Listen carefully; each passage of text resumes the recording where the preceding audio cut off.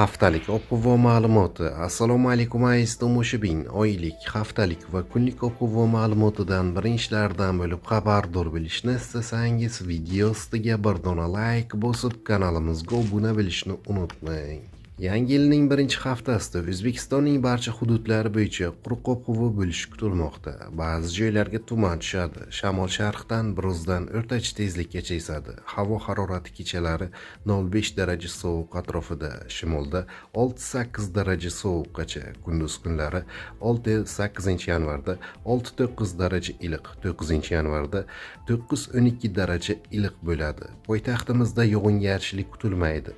Kechasi ertalab tuman tushishi mumkin. Shamol sharqdan 3-8 metr sekund tezlikda esadi. Harorat kechalari 0,2 daraja sovuq, kunduz kunlari 6-8 yanvarda 7-9 daraja iliq, 9 yanvarda 10-12 daraja iliq bo'ladi.